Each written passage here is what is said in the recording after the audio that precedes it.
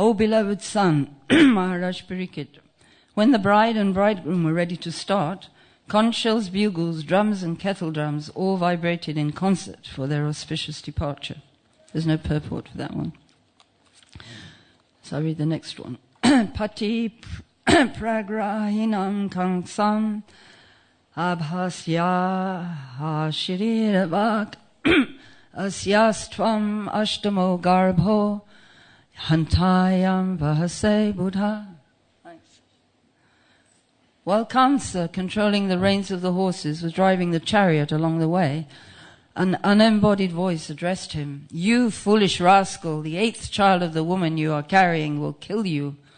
Purport.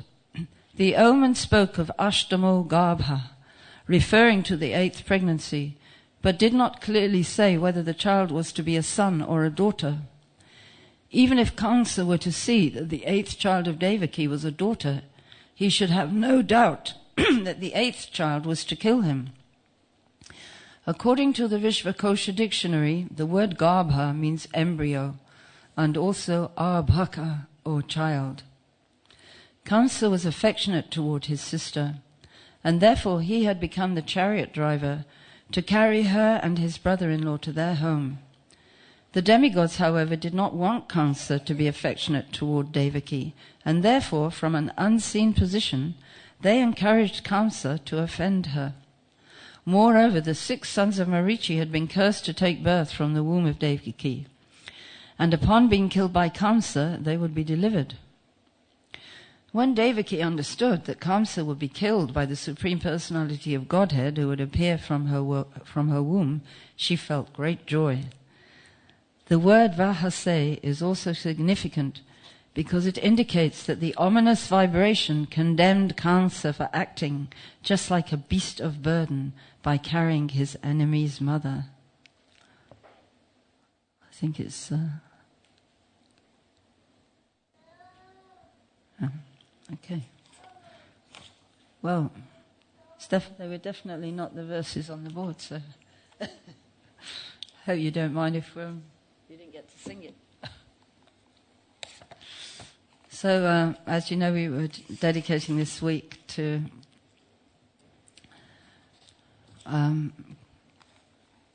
glorifying Srila Prabhupada coming up to his disappearance day. And there's never enough time on Vyaspuja and Srila Prabhupada's disappearance day to hear all the devotees. Prabhupada, it was actually Prabhupada's instruction that we should do this. We didn't know about it. That, like on the Vyaspuja day, that his disciples should make offerings. So I know it's a bit unsettling sometimes to do it, but it's very purifying to, if you're worried, ever get worried you're going to make a fool of yourself, it's quite good to do that, because it's supposed to feel like a fool in front of our spiritual master. So today some ladies have prepared either something to say, or if somebody, we've got, I think, a couple of Gurukul teachers, are they here? No? But 2 ladies from the ashram, Brajabhumi Devi. I don't know where the teachers are. If anybody impromptu wants to say a few words, we might have time for another person. Is that okay? I can't do anything if we haven't got the verse, can I? Okay.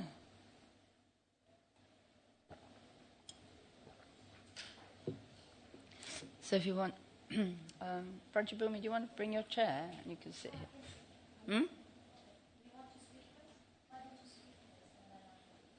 Well, no, because I think we all get to speak about Srila Prabhupada on his disappearance day. And actually it's so nice to hear all the devotees. I've been really waiting to hear the devotees speak their appreciation of Srila Prabhupada. Because Prabhupada's the grandfather or great-grandfather, father of everybody in the movement. He's the founder Acharya. That means everyone has a relationship with him through his instruction. And we all have relationships through service as well, of course. But it's nice to add that aspect of actually speaking to Srila Prabhupada personally and revealing your mind, offering some glorification. Shruti Dharma Prabhu was encouraging us all to do that, and he thought it was a good idea. So I think the boys, only 2 men got to do it yesterday. So is there anyone here who was supposed to speak yesterday who didn't get to? You could do it today. No. All right. Anyway, have the girls who are meant to, and then I'll pick on someone. Come sit here. I think it's really important that we all hear each other, don't you think so? It's very nice to... You see each other in a different light when you hear a person offering their humble devotions to the spiritual master. And when we serve with someone, we get to know them, then we see them in a different way. But there's so many of us, we don't always get to see what's in each other's hearts. So I'm really happy we're doing it. And I hope it takes off for the future.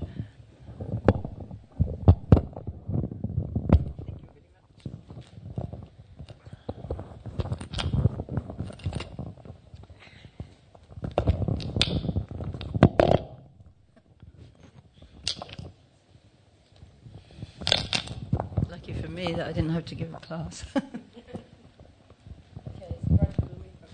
Hare Krishna.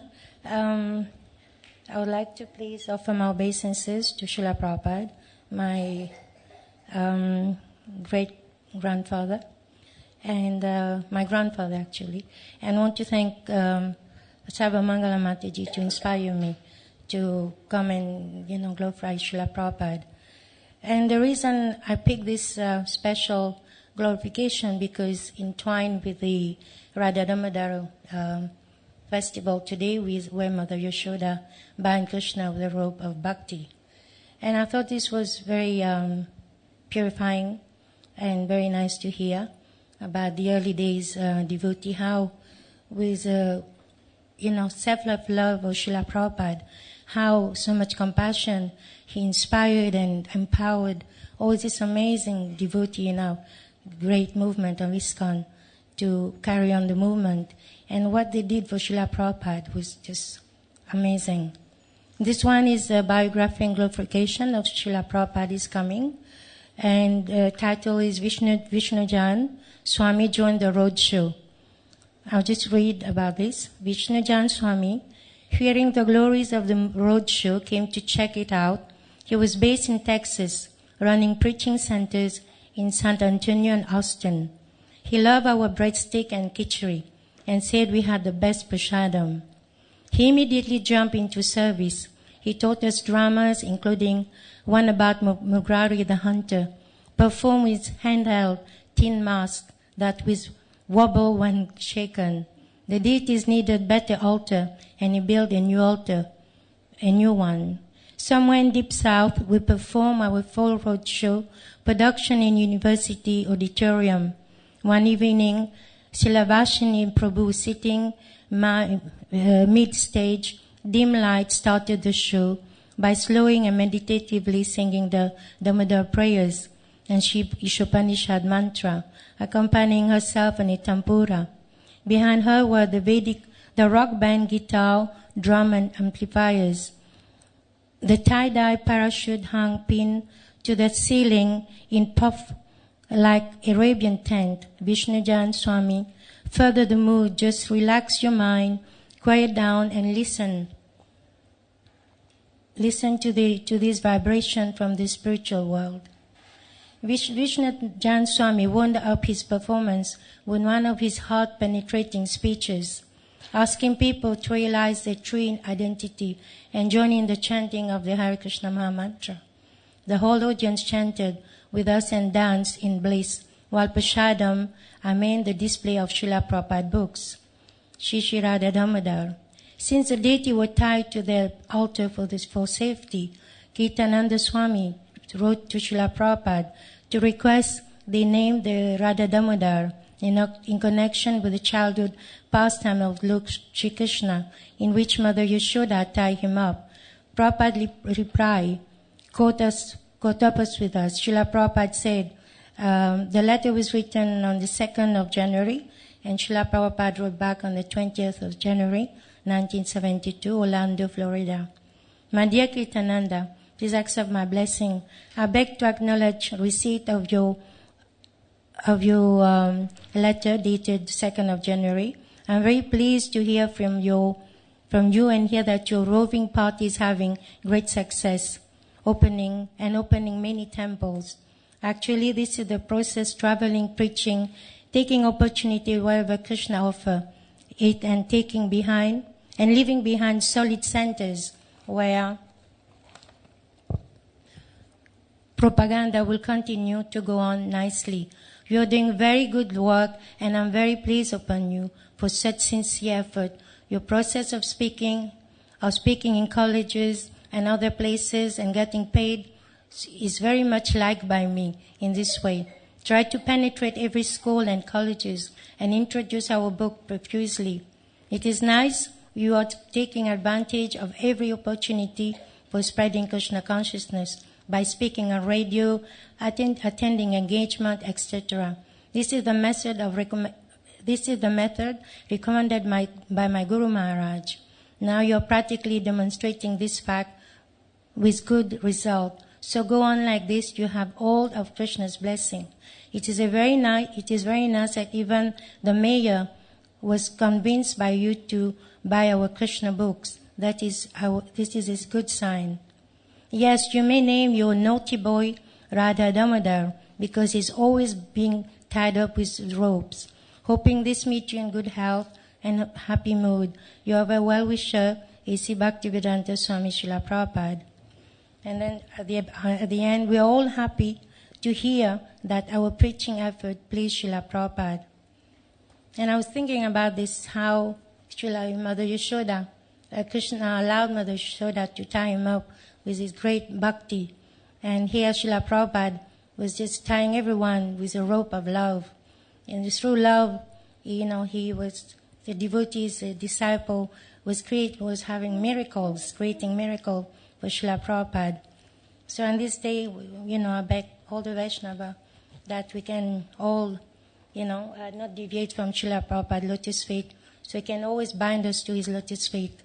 And by pleasing the spiritual master, one can get Krishna. So without pleasing the spiritual master, we cannot get Krishna. There's quite a lot of instruction here.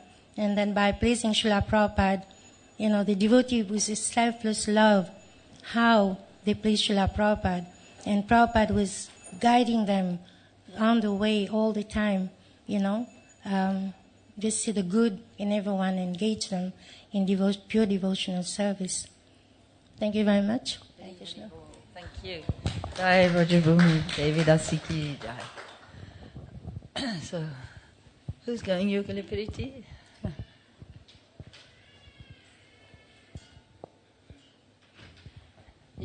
Are you going to just read something? You don't need to address Prabhupada. No, it's okay.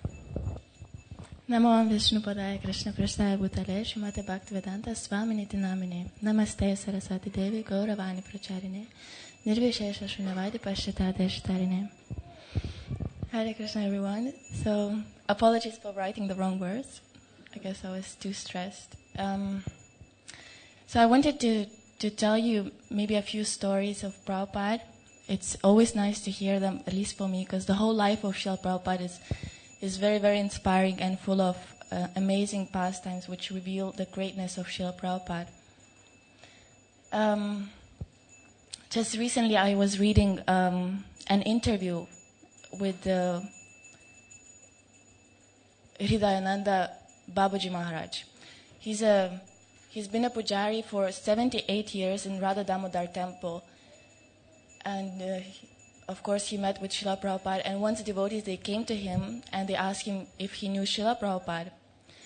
So this Babaji, he began to cry. He said he'd never seen anyone like Prabhupada, anyone do sadhana like he did. And then he said that he wasn't surprised when he found out that actually Prabhupada was chosen to spread this Maha Mantra all over the world. He wasn't surprised because he knew that Srila Prabhupada got the mercy of Rupa Goswami. And then he told the story how every night, almost every night, his room was on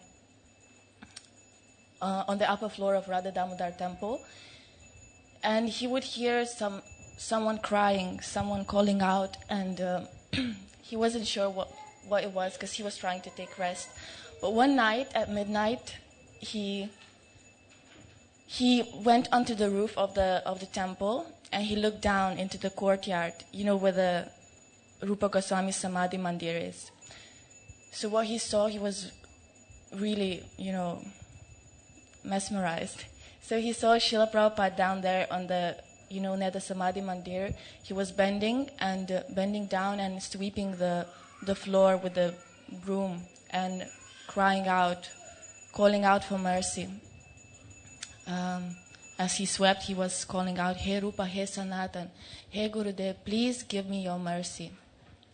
So this was, and he was saying that without your mercy, I cannot do anything. So Srila Prabhupada would call out for mercy almost every night as he was preparing to go to the West and spread this movement. And so similarly for us, we should also be very eager for that mercy. But we see that even Prabhupada, yesterday we were hearing how Prabhupada, he was already predicted in the scriptures that he will come and he will spread this movement, he will spread the holy name around the world. He was predicted by Krishna, by Chaitanya Mahaprabhu, by Bhaktivinoda Thakur, and still he was so eager for that mercy, to receive that mercy and empowerment. So for us also, because we want to be instruments in the mission of Srila Prabhupada, and we want to assist him in spreading this movement. So it's very important that we pray for that empowerment, for that mercy of Srila Prabhupada. And when we are humble, when we are sincere, then that mercy, that empowerment can come. And another story I was remembering was in 1970s, when Prabhupada was trying to establish a temple in Vrindavan. He was undergoing so many difficulties, so many troubles, and of course because Smarta Brahmanas, they were not so eager to accept the Western devotees as Brahmanas, who would worship the deities in the temple and who would do puja yagas, So it was very difficult to establish this kind of, for them to accept the Vaishnavas as, from the Western countries. So, and of course, there were things that proved, that they are not so qualified. And once a few devotees, they went to Ganga Prasad in Loy Bazaar, and they had to get some cloth to make the dhotis and kurtas, and so they asked the shop merchant to show something, and so he brought out the roll. So they were looking at it, silk cloth, and then the devotees asked, "Do you have something else? Can you show us something more?" So the shopkeeper, he went to look for something else, and at that time, in the meantime, the devotees, they grabbed that roll and they ran out of the shop. They ran away with that cloth. So then, of course, in Vrindavan, everyone knew Prabhupada, and Prabhupada knew everyone. So Prabhupada came, Ganga Prasad came to Prabhupada, and he told what happened, and Prabhupada was so embarrassed. He really apologized. He said, "I'm really sorry. I'm trying my best to train them, but they are 10th class men." But we see that actually in many pastimes, we see that how Prabhupada was so eager he was always defending his devotees. He was always protecting them, and very heart-touching pastime as well of Malati Mataji. In Mayapur, she was cooking for Srila Prabhupada, and one time there was no one else around, so she had to cook for the occasion when Prabhupada's godbrothers came. All the sannyasis, and they all were sitting together, and Malati had to cook for them, and of course, and even she had to serve them. And for those sannyasis, it's not proper because she's a woman and she's Western, and so they were all in the room. It was complete silence. Everyone, very cold atmosphere. But still, she entered the room. She was all covered, in her sari, and she just quickly put the prasadam, and she was about to leave. And then she heard how Prabhupada was saying to them that she's a woman. That's why you feel so uncomfortable. She's a Western. You don't like it. So they were all silent. But Prabhupada said that she's very dedicated to the mission of Chaitanya Mahaprabhu. And therefore she is very special. And I would cut my throat for her, and she would cut her throat for him. So Prabhupada, he was extremely loving, and many, many interactions with devotees show that. So I just wanted to share a few of those pastimes, and there are many, many more, and they are always very inspiring to hear. And I think I'll end here. Thank you so much. All glories to Srila Prabhupada. Srila Prabhupada ki jai. Very nice, thank you. So you got Tulsi Priya. Hare Krishna.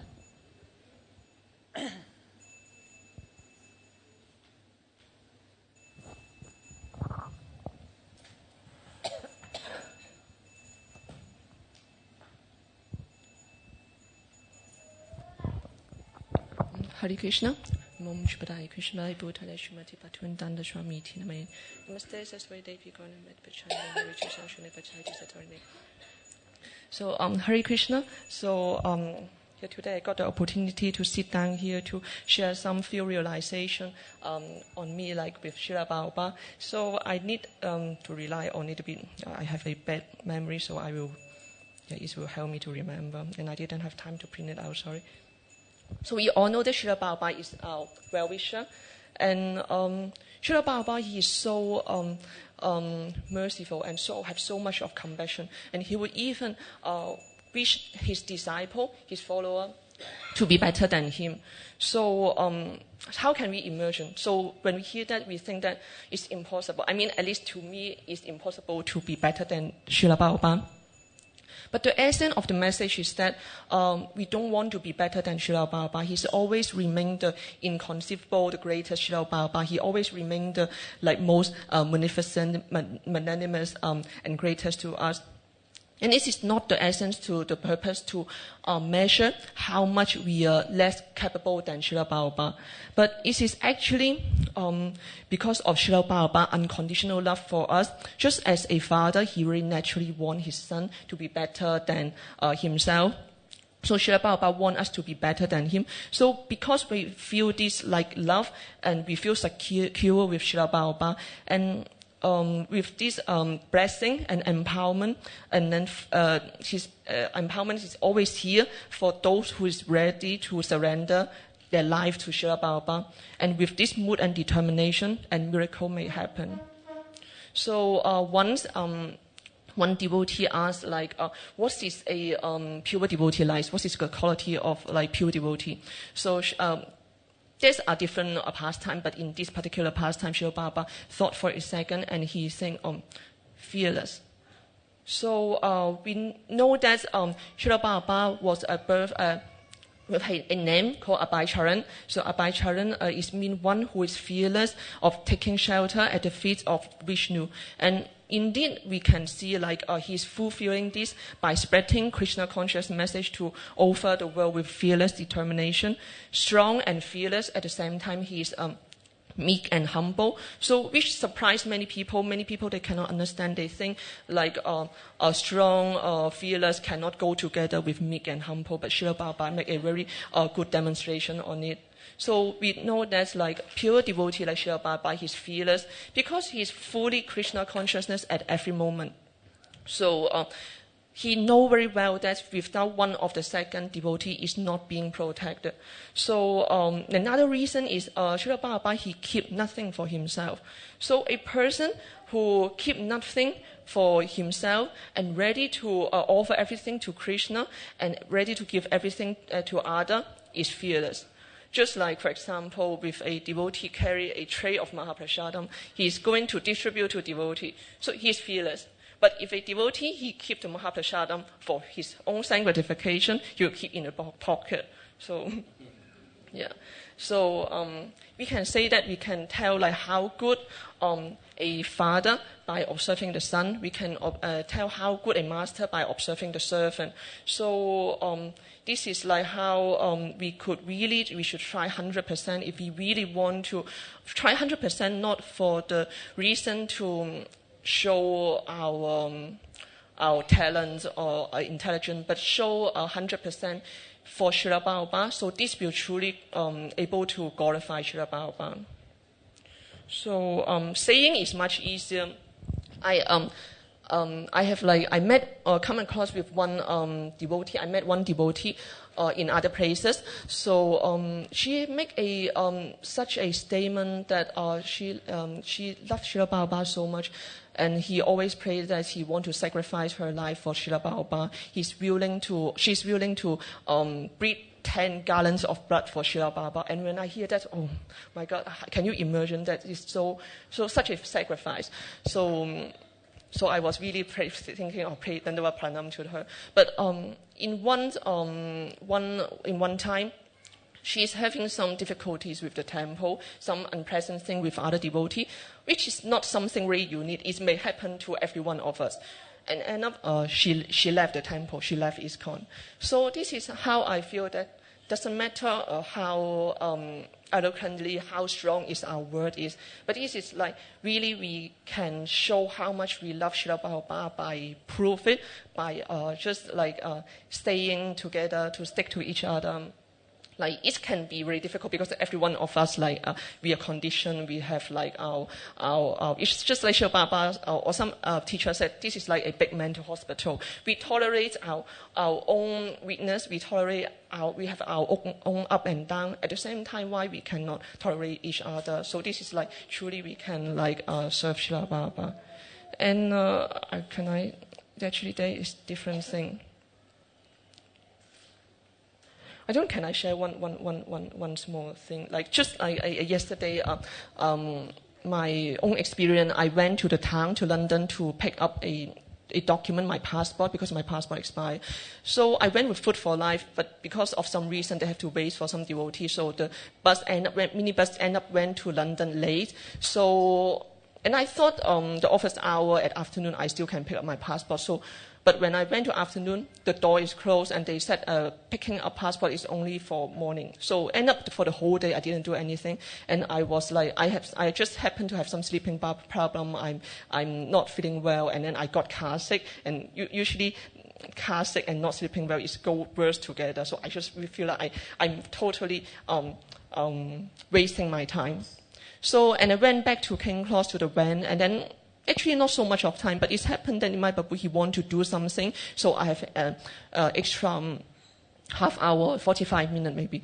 So I told Babu, I have some books in my bag. I want to do a few books. So okay, just he said, go ahead and come back. So I just wait outside for the King Cross to try to do some books. And actually, before I make that decision, I feel like I'm so tired. I'd rather to go to Govinda to have a cake and a cup of tea, But I just try to this is how my body tell me, and my mind also tell me that just I don't want to talk to any people. What to talk about? You want to stop a stranger to ask them for Lakshmi is how you don't want to do it. But however, my intelligence tell me that Srila Prabhupada would like you to do some services, maybe to do something good for other people. And so I feel like because of like having a desire to serve Srila Prabhupada, I would be able to hear my heart, which is like Krishna will reveal himself, that to help me to remember that you should serve. So I do it. So I met one lady, she immediately, she saw Bhagavad Gita, she feels so happy, she's very appreciated. Thank you so much, I will immediately read this Bhagavad Gita on the train. And then she left, and then I was already smiling, I feel like, doesn't matter, I waste the whole day. Even one person take one Bhagavad Gita, she told me she will read on the train, I feel my day was successful. And I met another devotee, he just took a chant and be happy and then go again, give me a good Lakshmi. And then I met a third person, he shows so much of interest of Bhagavad Gita, but he doesn't have money, but somehow he said, I appreciate so much. You seem a little bit shy, but I can see you come out of your comfort zone to do something good for others. And I'm thinking, oh, who are you? And then he said he's a life coach. His career is to train like 100 of people to give seminar. And then I realized he have a little bit fame. He's a famous person. His name is Roland Ryan. So yeah. And then he just even showed me how I can approach people. he told me like how I can present myself and I can get more Lakshmi. For the good, for like you can do such a magnanimous like service. And I tell him that you're giving, and he even also teach people how to give like presentation. And I told him that actually tomorrow I'm going to give a short sharing, and and then he spent like 15-20 minutes to give me some tips how to present to others, although I'm not presenting very well, but it's just a coincidence. It's just so amazing. And then the fourth person I met, like I remember one class, one devotee giving a presentation on book distribution, and then one mother she wear in white. I forgot her name. She raised her hand up and she said, many devotees, they distribute books, but they don't show care to the homeless people. So when I had to return to the minivan, I saw one homeless young man sitting down. Usually at the past, I would not do it because a little bit like, it's like get out of the comfort zone. But I remembered that mother, see what she said. I told him, do you know that around the corner there's the Food for Life and they give free food? And then he didn't know because I think he's a newcomer. And I happened to got a little bit Mahaprasadam from Soho Street, so I give him the sweet. So I just feel like it totally make my day. So on the material level, without Krishna consciousness, without Srila Baba teaching, it's like my day, if I went out to the town without doing the passport, is totally waste of time. It's complete failure. But because of Srila Baba, because we have the desire to serve him, doesn't matter how much time I wait, I feel like the day is so one of the most meaningful days I have in these few weeks. Thank you.